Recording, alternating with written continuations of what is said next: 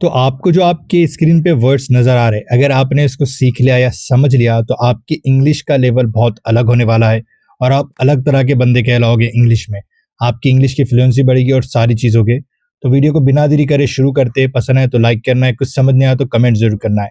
तो हम पहला वर्ड शुरू करते हैं इवन इफ, यानी भले ही। हम बोलते हैं ना, भले ही वो ऐसा है, भले ही वो वैसा है, लेकिन वो ऐसा भी करता है। तो इवन इफ का मतलब होता है कि भले ही, जब हम इस्तेमाल करते हैं हिंदी में तो इवन इफ लगा देना है। इवन इफ करना है, फिर बाद में क्या करना है, सब्जेक्ट लगाना है, फिर वर्ब सब्जेक्ट वर्ब लगा सकते हैं। पहला सेंटेंस ऐसा बन जाएगा, फिर सब्जेक्ट लगा के विल के साथ कोई जुमला बना सकते हैं आप, कैन के साथ या फिर मे के साथ। फिर वो आपका फर्स्ट फॉर्म आएगा। समझ नहीं आया तो कोई टेंशन नहीं, एग्जाम्पल सेंटेंस से देखेंगे। भले ही बारिश हो जाए, राइट, या फिर भले ही बारिश होती है मैं स्कूल जाऊंगा। इवन इफ इवन इफ ये हमारा भले ही हो गया। इट क्या है, हमारा सब्जेक्ट हो गया। रेन्स क्या होगा हमारा, वो आपका फिफ्थ फॉर्म हो गया, यानी सिंगुलर नाउन के साथ या सिंगुलर सब्जेक्ट के साथ हम क्या लगाते हैं, ईएस लगाते हैं वर्ब में, right. So even if rains I will go to school, मैं स्कूल जाऊंगा, तो हमने यहाँ पे विल के साथ इस्तेमाल किया, राइट। सो भले ही वो मना कर दे, मैं कोशिश करूंगा। Even if he refuses, refuse नहीं रिफ्यूजेस आएगा क्योंकि हमने ही का इस्तेमाल किया। आई विल ट्राई, मैं कोशिश करूंगा। अब दूसरा देखते हैं, एज इफ या फिर एज दो, मानो या जैसे कि इसका ये आता है, सेंस आता है कि ऐसे वो बात कर रहा था जैसे वो कोई क्या हो, प्रधानमंत्री हो, कलेक्टर हो, इस तरीके से बोलते हैं हम। सब्जेक्ट लगाना है, वर्ब लगाना है, फिर या एज इफ बोल दो या फिर एज दो बोल दो, फिर और एक कोई सेंटेंस लगा सकते हैं आप सब्जेक्ट और वर्ब के साथ। देखते हैं example. He talks as if he knows everything. He talks, वो बोलता है, एज इफ जैसा कि ही नोज एवरीथिंग, वो सब कुछ जानता है। तो हम सिंपल प्रेजेंट टेंस के सेंटेंस इस्तेमाल कर रहे हैं, राइट। और हमें पता है कि ही के साथ वर्ब का फिफ्थ फॉर्म लगता है, नहीं वर्ब के साथ हम एज का इस्तेमाल करते हैं।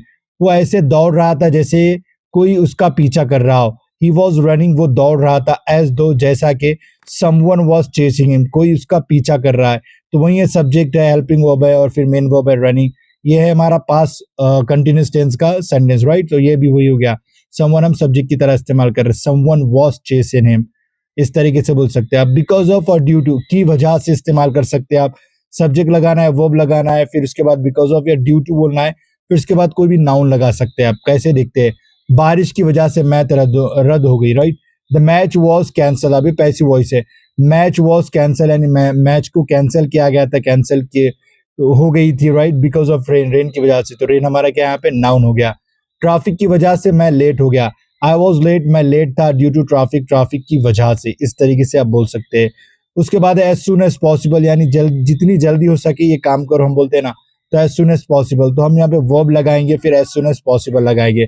देखते हैं वर्ब का फर्स्ट फॉर्म आने वाला है यहाँ पे, यानी क्या है, कृपया जल्दी से जल्दी, मतलब जल्दी हो सके जवाब दो, जितना जल्दी हो सके जवाब दो। प्लीज रिप्लाई, प्लीज कृपया करके जवाब दो एज सुन एज पॉसिबल, जितना जल्दी हो सके। जितनी जल्दी हो सके मुझे कॉल करो, call me as soon as possible, जितना जल्दी हो सके। एट द मोमेंट, यानी इसी समय, इसी वक्त। तो हमें सब्जेक्ट लगाना है, कोई भी बी वर्ब लगा सकते हैं, जैसे एम, इज, आर या फिर वॉज वर्ब भी लगा सकते हैं, और एट द मोमेंट का इस्तेमाल कर सकते हैं।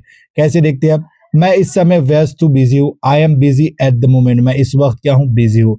She is in the meeting, यानी वो मीटिंग में एट द मोमेंट, इस वक्त, राइट, फिलहाल के लिए, ऐसे बोल सकते हैं। एज यूजुअल, हमेशा की तरह, आमतौर पर जो बोलते हैं हम। सब्जेक्ट लगाना है, वर्ब लगाना है, फिर क्या आएगा हमारा, वो एज यूजुअल आएगा। अब यहाँ पे आप सिंपल पास्ट में भी इस्तेमाल कर सकते हैं या प्रेजेंट में भी इस्तेमाल कर सकते हैं। जैसे ही अराइव्ड लेट, वो लेट आया और पहुंचा, एज यूजुअल, हमेशा की तरह, राइट, उसकी आदत सी हो गई है।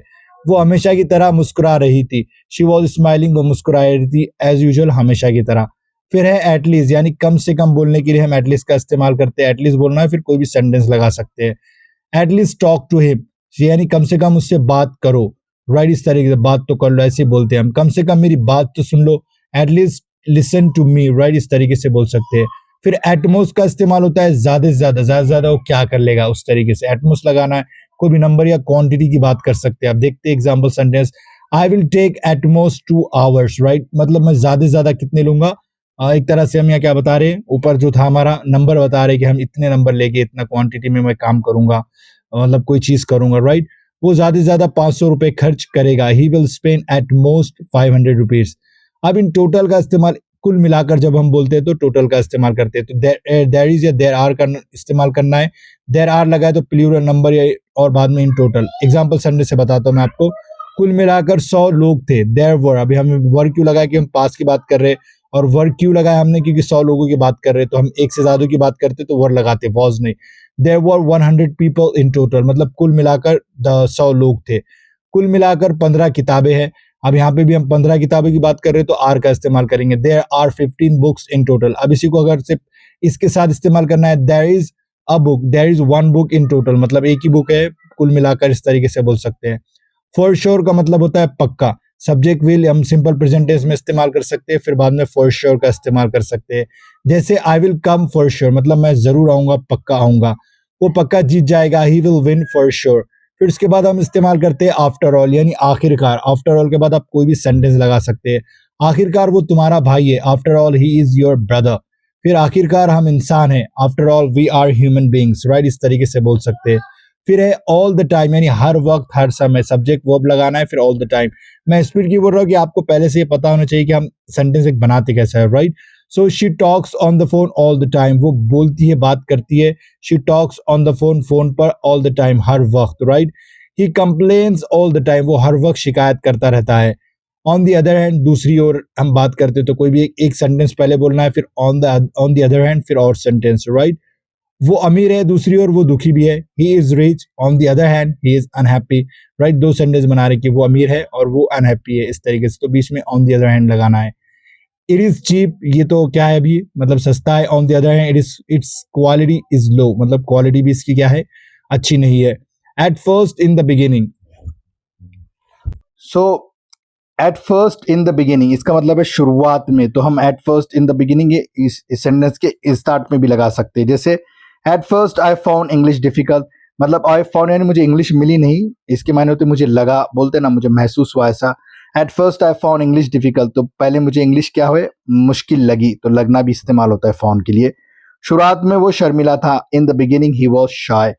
फिर एट द एंड, अंत में, आखिर में, एट द एंड लगाना है। फिर सेंटेंस कुछ भी बोल सकते हैं। अंत में सबने तालियां बजाई, at the end everyone uploaded, right. अंत में, आखिर में हम जीत गए, एट द एंड वी वोन, राइट, इस तरीके से। फिर एक होता है इन शॉर्ट, इन शॉर्ट के मायने होते हैं संक्षेप में, यानी कोई चीज को आप छोटी करके बोल रहे कि इतना हुआ, ये हुआ, या फिर अगर इतनी बात कहूँ तो ऐसा है, हम ऐसा बोल देते। पूरी स्टोरी को शॉर्ट करना है तो इन शॉर्ट का इस्तेमाल करना है। तो संक्षेप में मीटिंग सफल रही, in short the meeting was successful, right. So meeting क्या है, सक्सेसफुल रही, इस तरीके से। मतलब बहुत सारी बात कर रहे हैं मीटिंग की, लेकिन कोई पूछ रहा है आपको कि मीटिंग क्या रही, तो आप बोल सकते हैं in short meeting was successful. संक्षेप में योजना अच्छी थी, in short the plan is good. फिर है in other words, other word यानी दूसरे शब्दों में, कोई हम बोलते हैं कि ऐसा हुआ, फिर दूसरे शब्दों में कहूँ तो ये हुआ, तो पहले सेंटेंस लगाना है, फिर अदर वर्ड्स, फिर सेंटेंस। वो सावधान है, दूसरे शब्दों में वो गलतियों से बचता है। He is careful, in other words he avoids mistakes, मतलब दोनों एक ही बात है ना, कि हम सावधान रहेंगे तो गलतियों से बचेंगे। वो मेहनती है, दूसरे शब्दों में वो सफलता का हकदार है। He is hard working, in other words he deserve success, मतलब कोई मेहनत करता है तो सक्सेस भी मिलता है। तो एक तरह से बताता है कि ये एक पहला सेंटेंस दूसरे से जुड़ा है। फिर टू बी ऑनेस्ट, यानी सच कहूँ तो, ईमानदारी से कहूँ तो, हम उसके लिए टू बी ऑनेस्ट का इस्तेमाल करते हैं, और बाद में कोई भी सेंटेंस लगा सकते हैं। जैसे to be honest I didn't like the movie, मतलब सच कहूँ, ईमानदारी से कहूँ तो मुझे मूवी पसंद ही नहीं आई।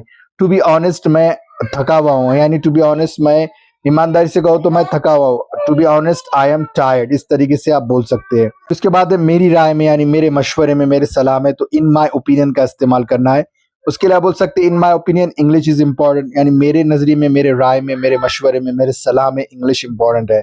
मेरी राय में ये सही फैसला है, in my opinion this is the right decision. उसके बाद है फॉर इंस्टांस, यानी उदाहरण के लिए, या फिर बोलेंगे मिसाल के तौर पे, तो हम फॉर इंस्टांस का इस्तेमाल करते हैं। फॉर एग्जाम्पल के लिए देखिए, बहुत से क्या है, फल स्वस्थ होते हैं, मतलब हेल्थी होते हैं। उदाहरण के लिए सेब, many fruits are healthy, for instance है एप्पल्स, फॉर एग्जाम्पल भी बोल सकते हैं आप फॉर इंस्टांस की जगह।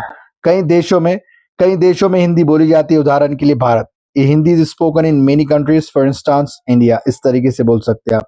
फिर है राइट अवे, यानी तुरंत, अभी की अभी जब बोलते हैं हम तो उसका इस्तेमाल करना है।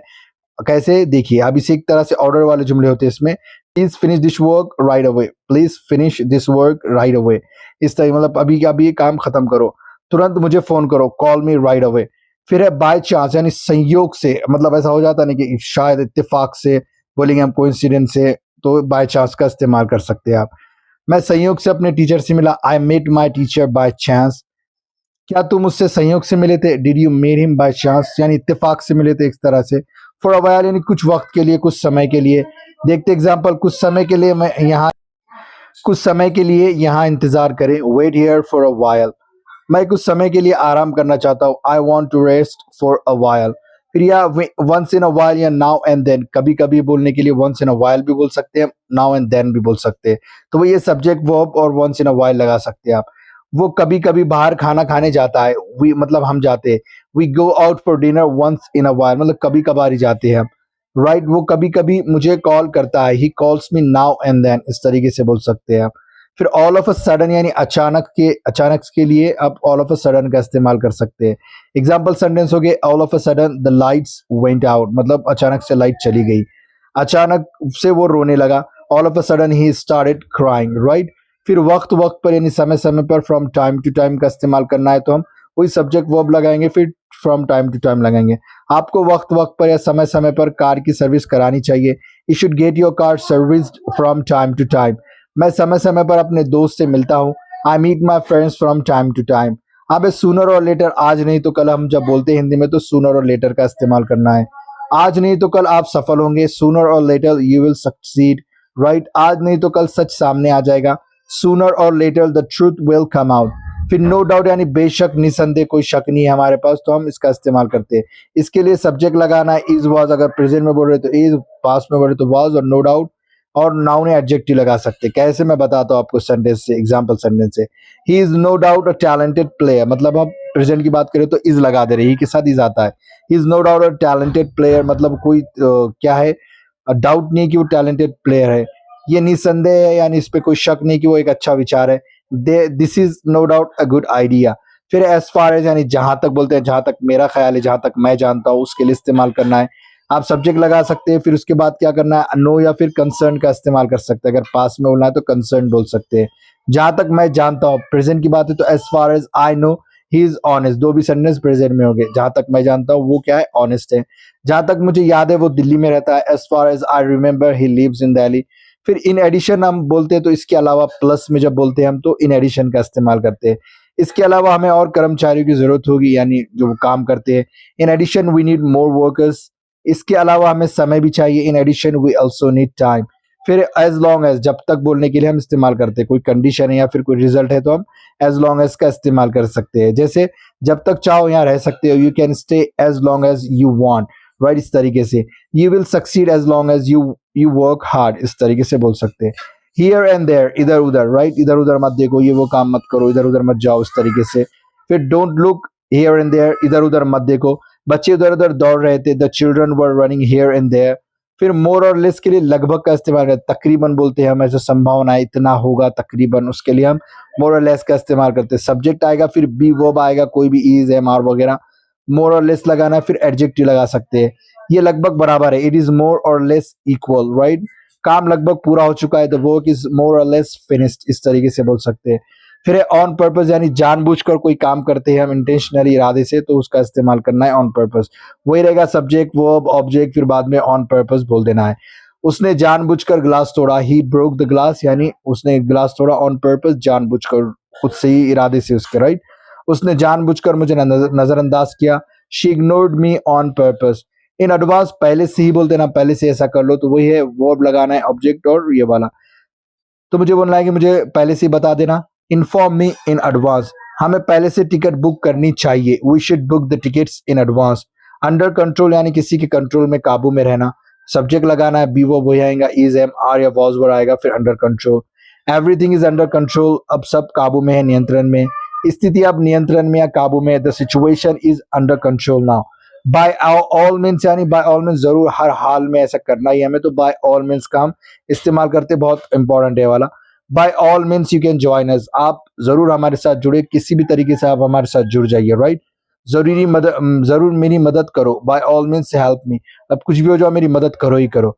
फिर है नो वंडर, कोई आश्चर्य नहीं, कोई ऐसा बोलते ना शौक नहीं है मुझे, तो उस सेंस में आप क्या लगेंगे, नो वंडर। देखते एग्जाम्पल सेंटेंस, इसमें कोई आश्चर्य नहीं कि वो सफल है, no wonder he is successful. इसमें कोई आश्चर्य नहीं कि वो थका हुआ है, no wonder he is tired. इस तरीके से हमने बहुत सारी चीजें देखी है, राइट। अगर आपको पसंद आया तो क्या करना है, वीडियो को क्या करना है आपको, वीडियो को लाइक करना है, कुछ समझ नहीं आया तो कमेंट करना है, और चैनल को सब्सक्राइब कर सकते हैं ऐसी वीडियो देखने के लिए फ्यूचर में, और सीखने के लिए इंग्लिश इन नो टाइम। मिलते हैं अगले वीडियो में। वीडियो देखने के लिए बहुत बहुत शुक्रिया।